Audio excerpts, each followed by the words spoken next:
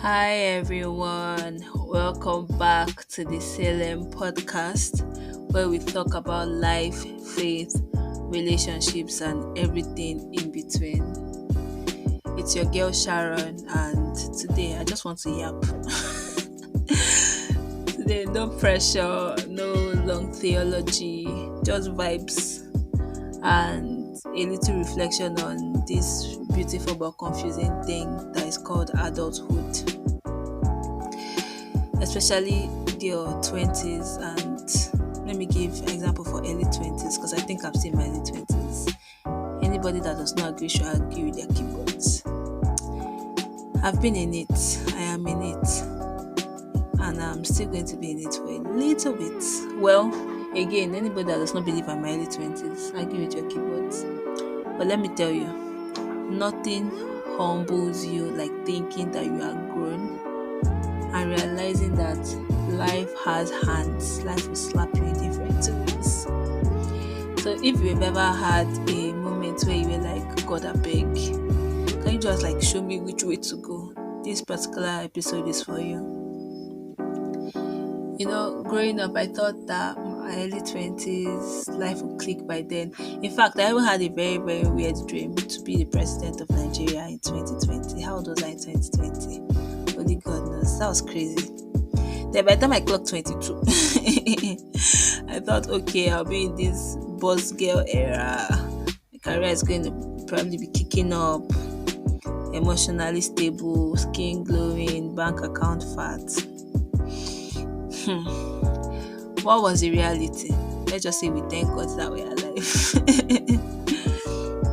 What actually happened was there's just this day. I was just staring at my iPad and I was just like, what is the plan again? Because I've made many plans. I'm always making one new plan or the other. I was just like, what in God's name am I doing? Your early 20s will humble you. It will, God.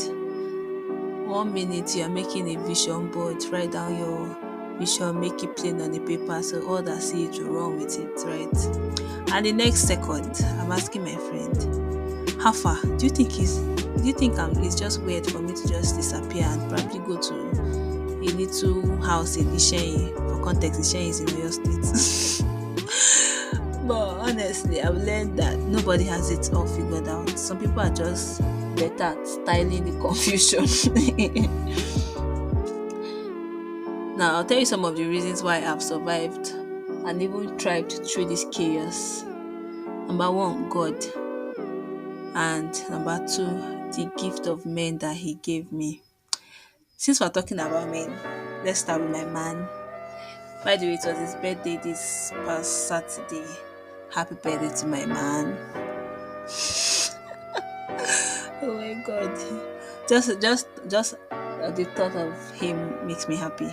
Anyways, being with someone that actually sees you, holds space for you and your many dreams, the ugly tears, the random 2 a.m. questions about life, and in the end still sees like all of all these things and chooses you. That kind of love in this day and age is wild.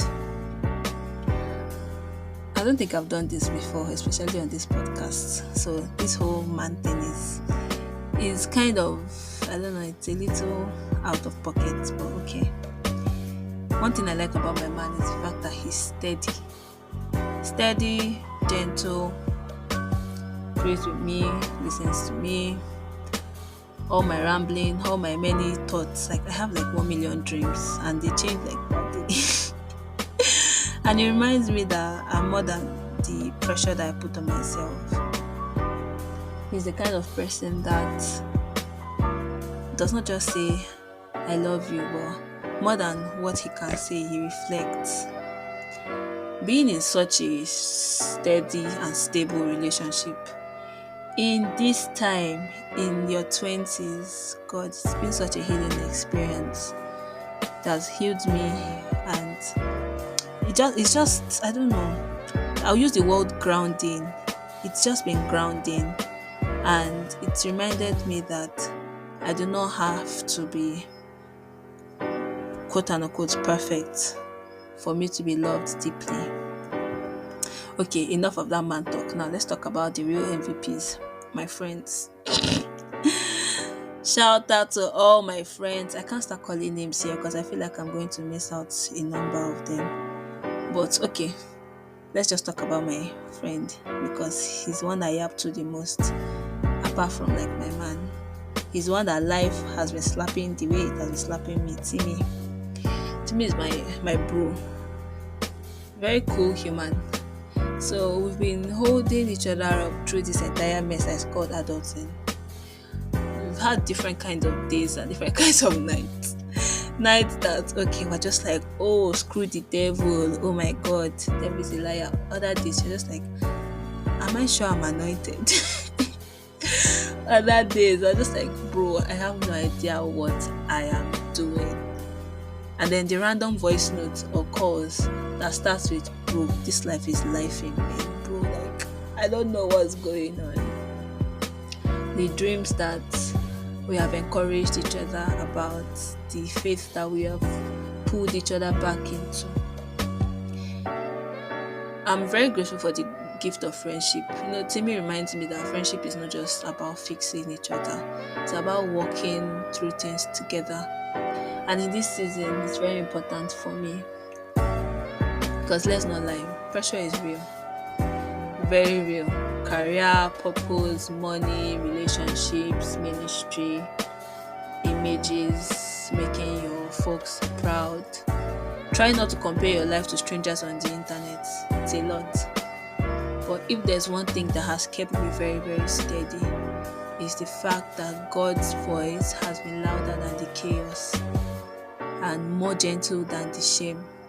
I'm learning that this season is not about proving anything.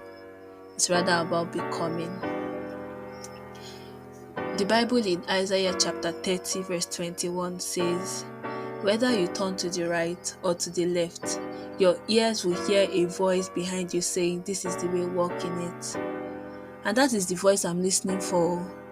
Not the pressure to perform, not the fear of falling behind, but the quiet whisper of a God who isn't rushing me, but rather walking with me. Just thinking about that makes me very happy. Some of the things that this season has taught me, there have been good things, there have been some things that are the absolute ghetto, and I've also learned some things about grace. Let me tell you about some of them. The first one, you can be deeply in love and still deeply figuring yourself out. I'm not going to talk about it more than I'm just going to list them out. You can be deeply in love and still deeply figuring yourself out. Number 2, it's very okay to actually outgrow things, even people, and still do it with love. So I used to be someone that liked to be outside a lot, and in recent times I've just realized I've become such a homebody. And it doesn't mean that, the people I used to go outside with, I'm going to throw them away and stuff. But I've just outgrown that season of my life. And I've learned to just balance things out. The third thing I would tell you that this season has taught me is that community is not optional. It is survival. There is nothing better than growing and building with the community that God has given you. And community in this context does not necessarily mean people that live close to you, people that hold you up, people that see you on the days where you're not at your finest and still choose you and still hold you up and still pray with you and still encourage you and still feed you, because food is very important, right? These things are not optional. It is survival. Another thing that this season has taught me is that healing is not a one-way street. It's not linear. There are days that you feel whole, and there are days that you will not even be able to hold yourself. You will need to be held. And the interesting thing, both of them are okay. Very, very, very okay. And then the last thing I'm going to talk about that this season has taught me is that you don't need to know everything to be moving in the right direction. You don't, I promise you. You don't need to know everything to be moving in the right direction. There are some days I feel like I'm winning. There are other days where I just probably text my man or my friends that, bro, I just want to disappear. I just want to hide. But truth is, in every version of the day, God is constant. God stays through everything. So right now, if I could sit across you and look you in the eye, some of the things I would tell you is find God and stay in the Word. Even if it's one verse a day that you're committing to memory, make sure that God's voice is louder than the world's. Another thing I will tell you is hold your people close. You were never meant to do life alone. So be it a romantic relationship or a platonic friendship, make sure you hold those people tight. The streets are crazy. So if you find your community, hold them tight, hold them in prayer, hold them in love, hold them in every way possible. What are those good friendships? Make sure that they continue to thrive, make sure they continue to grow. The third thing I will tell you is make sure to take care of yourself. Make sure to take care of yourself, your body, your mind, your soul. In the whole thing of trying to prove your worth, don't get burnt out. Take care of yourself. I know it's easier said than done many times, but take care of yourself. The fourth thing will be honest with God. Be honest with God. Not just polished, not just coming like, okay, everything is fine. On days that you have to cry ugly tears, go ahead. He can handle it. He's not going to judge you for that. He rather even wants you to come. And the last thing, which I said, I was saying that to like a friend 2 weeks ago that got married. I was telling her, you have to give yourself grace. A number of things will not exactly go the way you want them to, right? You are not late. You are not too early. You are just on your own, doing your own thing. You are not early. You are not late. You are just on your own, doing your own thing. Whew. So here's the thing. Your early 20s are not necessarily a sprint to success. They are rather like a slow, sacred, confusing, I don't know what other words can I use, joyful, frustrating, unfolding thing. And the truth of the matter is you don't have to do it alone. I've got really great people. I've got my man, I've got my friends, I've got family members, even my parents. And more importantly, I've got God. And with that, I can breathe.